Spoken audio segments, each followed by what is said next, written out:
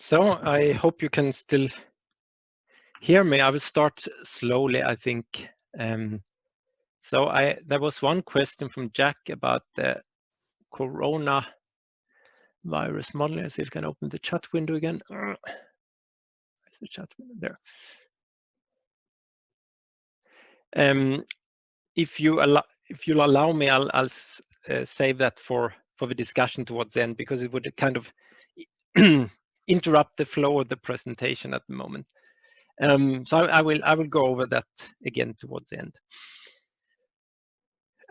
I think it's fine if I continue slowly. This is, by the way, in the break, I realized I had a much funnier cartoon about the climate change and coronavirus, which suits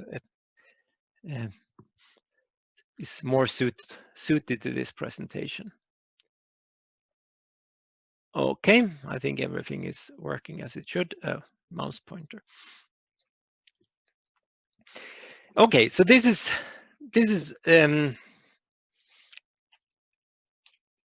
what I then went ahead and did, and I'm sorry, there would be two more graphs, and then we will turn to more perhaps interesting matters, but I think they are important.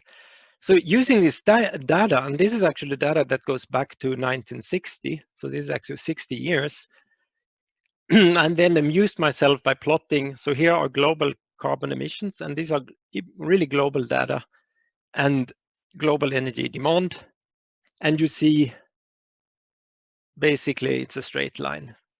So despite the oil crisis, despite all advances we have had with computer technology, internet, whatnot, nuclear power, we haven't managed to break the correlation that we are basically as dependent on fossil fuel today as we were in the 60s. Basically all energy used by mankind, it's about 20% change if you look at the slope, but it's really not very much. So we are basically a society based on fossil fuel, and we have been so for the last 60 years. And the slope is about 4.9 kilowatt hours per kilogram of carbon dioxide. So the other thing is, then I thought, okay, let's look at carbon emissions and global GDP. And there you actually see a certain upward trend. So this is what many economists like to talk about as the energy efficiency of the economy, that it actually where GDP is growing faster than carbon emissions. That's a good thing, apparently. Actually, I beg to differ, but first, to give you an estimate, this is a good number to know.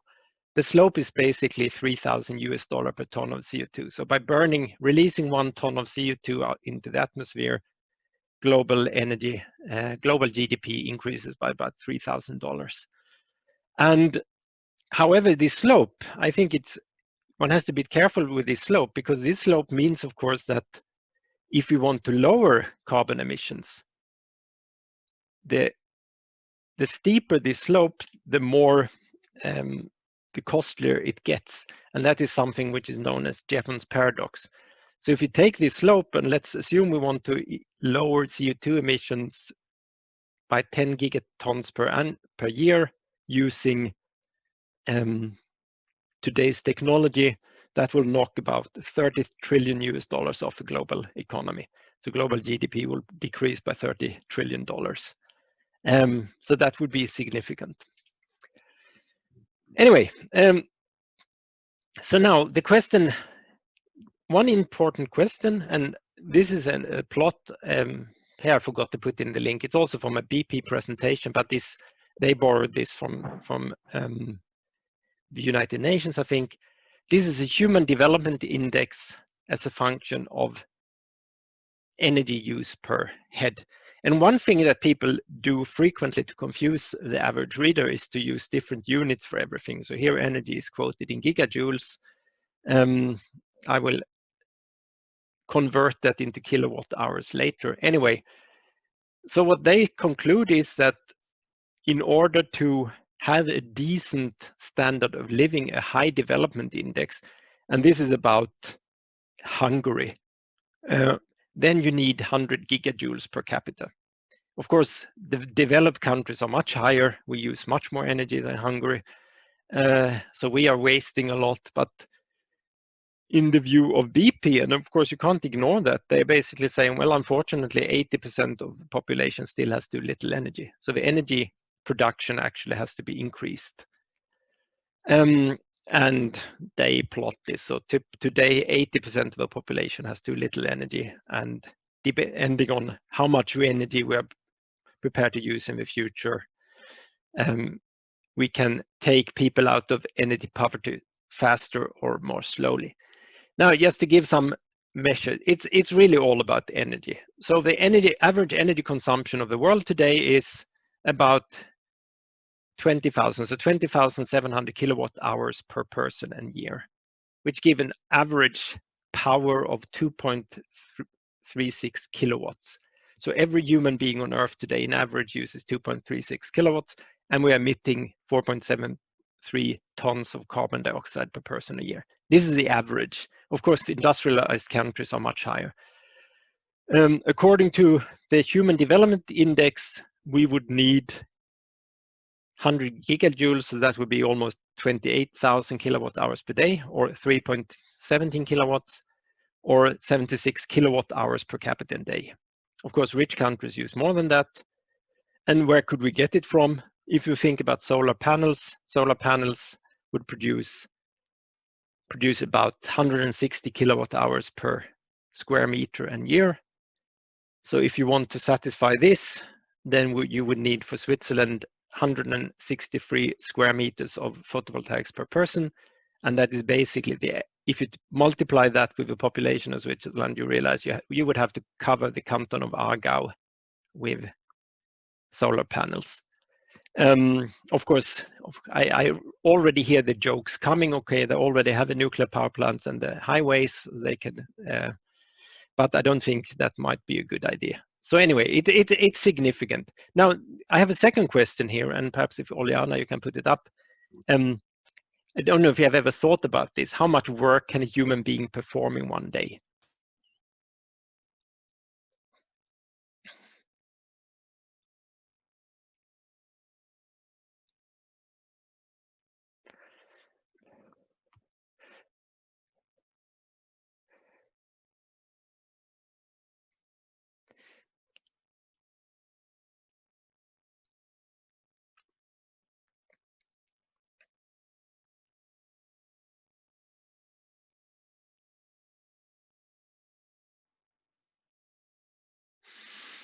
Okay.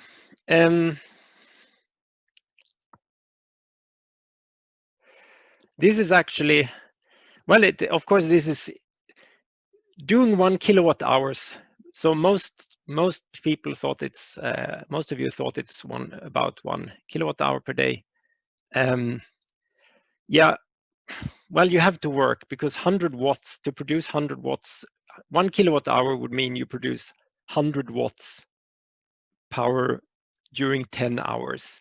And I don't think even probably Tour de France cyclists would manage to do that. Most of us would not. You can also think about it this way. If you walk, if you carry a backpack, a heavy backpack, me with a heavy backpack would be about 100 kilos. If I ascend a mountain that is about 2,000 meters high with a backpack 100 kilograms, then the work I would have done would be about half a kilowatt hours. So I think 1 kilowatt hour is probably certainly more than the average person would be able to do. And it might be kind of an upper limit for what human beings can actually perform, especially if you have to do it every day. So this is, of course, a bit shocking because we in our society, we use, and of course in Switzerland it's much higher, we use hundreds of kilowatt hours per day. We pay about 20 rappen per kilowatt hour. And if we actually had to do this work ourselves with our arms, we would probably not be able to, we would be able to use less than 1 kilowatt hour per day. So it also shows you why energy is so important to us. This plot I also borrowed from BP. I think it's quite, I only put it in for one reason, because BP, if you remember, argued that carbon energy demand will increase until 2040. The question is, where does it come from? And their analysis is, because sometimes I get the question, now obviously we are too many people, world population is a problem. And their analysis is that this part comes from actually increases in population. Yes, of course, if there are more people, we'll use more energy. This part of the increase comes from economic growth. Then there's a negative effect because they believe that our economy will become more energy efficient, and then we end up with a slight increase. So the GDP per person is actually more important than the number of people on the planet. It's consumption that's the problem, not the number of people necessarily. What about the carbon budget? I mentioned this. You find different values. I talked about this 300 and actually according, there is a carbon clock from the Mercator Institute in Germany. And I looked at it yesterday and they are now at 321 gigatons for 1.5 degrees. However, you have to be a bit optimistic if you believe in this, because that gives us a 66% probability of staying below 1.5 degrees. So a 2/3 probability. This is playing Russian roulette with 2 bullets. And if you calculate that per person, it gives us 41 tons of CO2 per capita. And this is not per year or anything. This is the total amount that each of us will be allowed to emit during a lifetime. And if you fly Zurich to Sydney, you have already used 6.9 of those. Typically in Switzerland, we produce about 12 tons per year. So we will basically have used that in 3 years. 41 tons of carbon dioxide, that's about 17,000 liters of gasoline. But I don't like the concept of carbon budget, because I think there's basically already the effects of the current carbon dioxide concentration is actually not good.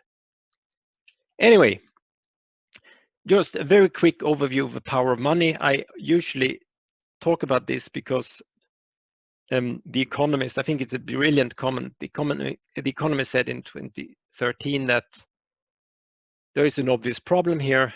If we really want to stop climate change, we have to stop using fossil fuel. And that means that fossil fuel companies are overvalued. If fossil fuel companies are going to be allowed to earn money, then we are not taking climate change serious. Now, this is a problem. If the oil companies will lose money, I will skip this. This is typically kind of the crowd pleaser if you have a live audience. But if you think about it, what do oil companies do when they read something like that? They realize that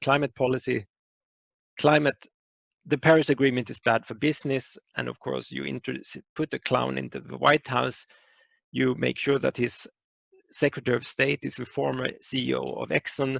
And by the way, there have also been 2 presidents, Bush, both from the oil industry. There's been a Vice President Rockefeller, and there have been a Vice President Cheney. The White House has always had very strong ties to the oil industry.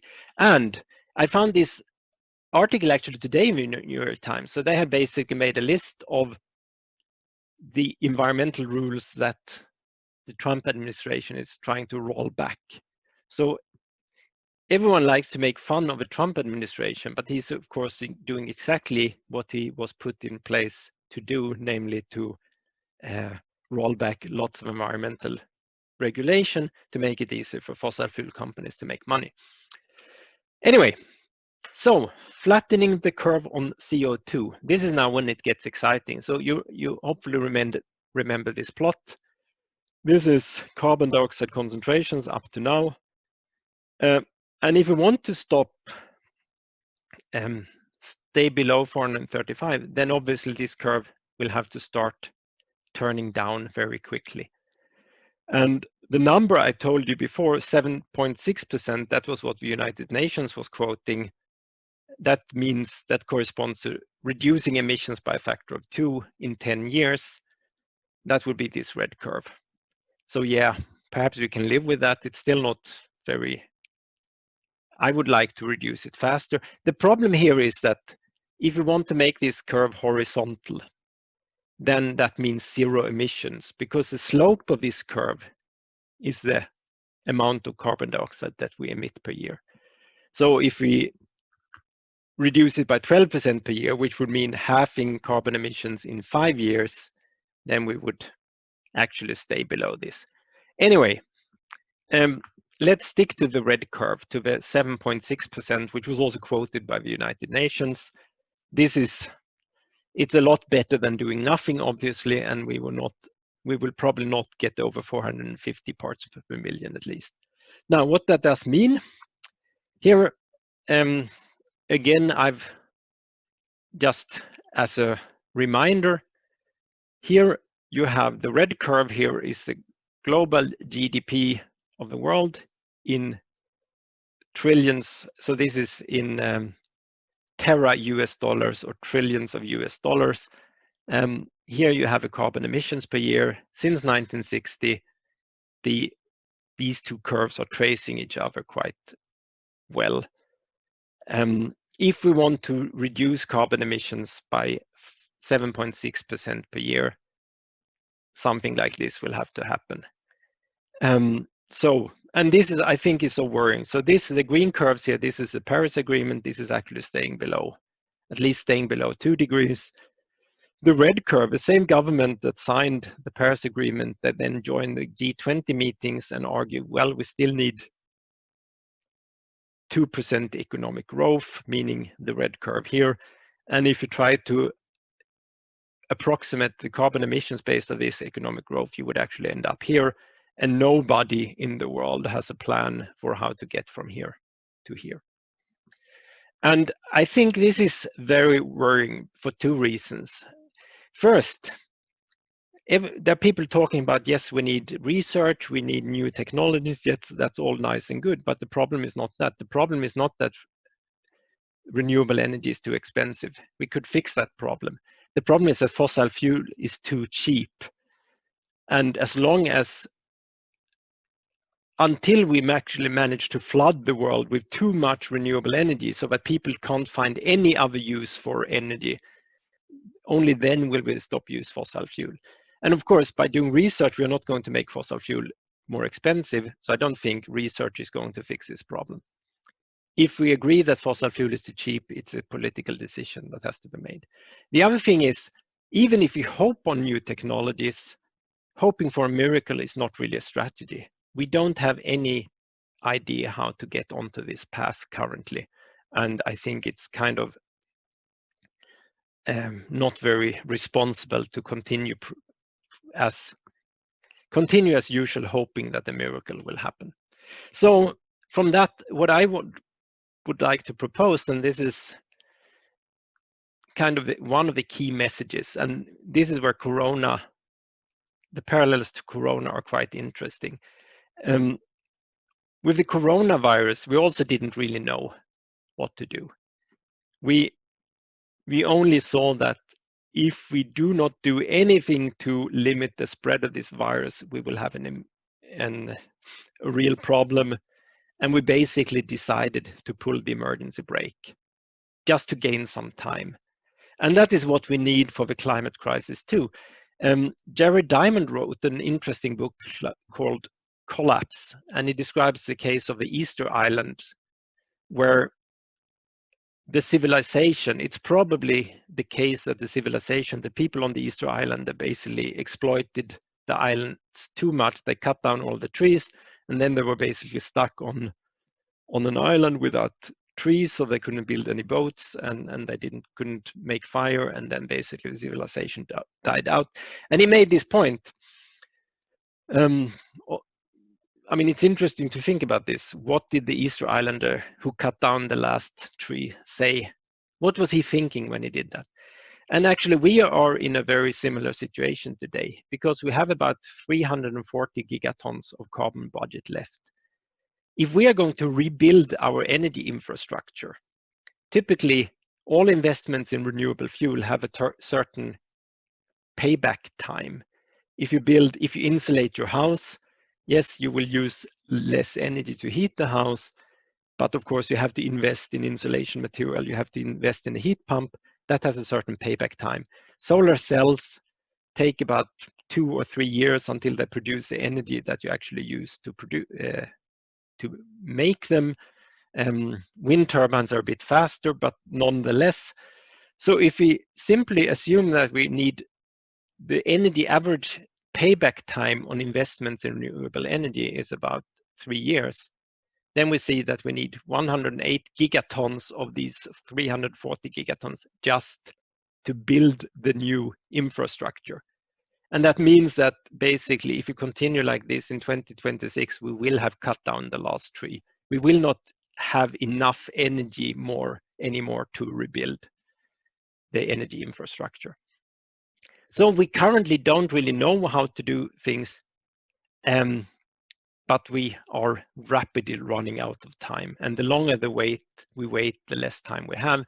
And this is why I would say that we are in a very similar situation as with the coronavirus. We need to really slow down the economy, not because we can predict the future, but simply because we cannot. And the more we manage to reduce carbon emissions, no matter how we do it, the more time we will actually gain to come up with a solution to the problem. And this is a challenge, and because we know that we need to stop using fossil fuel. And if we want to stop using fossil fuel, it means that we need to stop extracting and producing fossil fuel, because oil that is being extracted from the ground will be used somewhere. We know that the fossil fuel companies are very powerful, politically very well connected. They are not going to like this. We know that our society is actually built on fossil fuel. If we stopped using fossil fuel today, the entire society will collapse. We need some time to switch. We also know that there's a geopolitical aspect. Some countries like Saudi Arabia, Russia, and others are completely dependent on oil, and their regimes are dependent on oil. They won't like this idea of not pumping oil anymore. We also know that very many poorer countries need access to cheap energy. And we also know that the Western lifestyle that we are living is completely unsustainable. So there's no point in us in the Western world taking the moral high ground, or first, it's not merited, and secondly, it's not very useful, because if we lower our emissions in Switzerland and the rest of the world doesn't, it doesn't help. And my feeling, and this is one of the main reasons why I give these talks, is I have not yet seen a single plan, neither by the United Nations or anyone else, that addresses all these problems at once. And I think we have to think about addressing those. So anyway, if you don't have a plan, if you can't find a plan, you have to come up with those, and with one. And I have actually 2 ideas, and I've actually made web pages for both of them, but I think the first one is more important. So, and I know some of you here in the audience know about the first one at least. Well, you probably know about both. Anyway, so the first idea was, what prevents us? So obviously we need to stop producing fossil fuel. And the only way we can do that reasonably is by making it more expensive. So what prevents us from demanding from fossil fuel companies that they pay a fee proportionate to the amount of fossil fuel they produce to Global Fund? The nice thing about this is that there are less than 300 fossil fuel companies worldwide, and we can put an enormous political pressure on these companies to actually participate in such a plan. So that takes care of the fact that if extraction of fossil fuel gets very expensive, then people will probably produce less. The other idea is to take the money from this fund and distribute it equally among the world's nations on a per capita basis.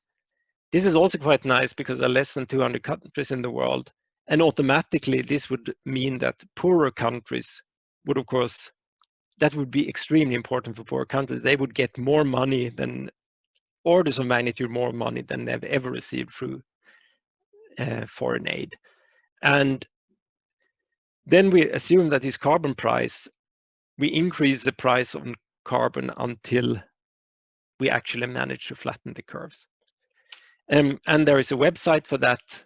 And just to give you some example of the thinking, if we assume that we charge them $100 per gigaton of carbon emissions, this fund would receive about $4 trillion per year. That's about $500 per person, meaning that we could give every we could introduce a universal basic income for all of humanity of about $40 per month. And in countries like Somalia and Bangladesh, etc., that would be huge. It would improve their quality of life enormously. The nice thing is, in order to make this work, we only have to engage with a couple of less than 500 parties, so 200 governments, 300 fossil fuel companies. And I claim that it's actually enforceable because it's easy to check that 300 and fossil fuel company actually does what it's supposed to do. It's a really minimally invasive method. There are no regulations involved. And it's really would incentivize innovation, because basically all of you who believe that technology can solve the climate crisis, this is of course perfect. If the prices of fossil fuel go up, that means that it makes even more sense to invest in new technologies. So people who really believe that technology can solve the problem, they should really appreciate this idea. It would lead to global wealth redistribution from rich countries to poorer countries. And it's a very simple thing, and it's completely risk-free compared to everything else we are doing, because if we realize that the price is too high, then we can easily lower this price. The side effects would include higher energy prices. Rich countries would have to cut down on their lifestyle. Resources would be used more efficiently. Since we have this global plan, it would increase international collaboration. We would have a more equitable world. But, and I think this is of course in the eyes of many people, I'm convinced that we, just as with the oil crisis, if we increase this price sufficiently to have an impact, it would lower global GDP. But I couldn't care less. I think we have to do that anyway. Okay, the other point, and this is something I really got into trouble for this, because 20 Minutes published something about this in Zurich, and people got really upset with that. Anyway, I will tell it anyway. I think another thing the Corona crisis shows us is that we have an economy which depends on fossil fuel, but it also depends on consumption, private consumption. If the consumers in the Western world simply stop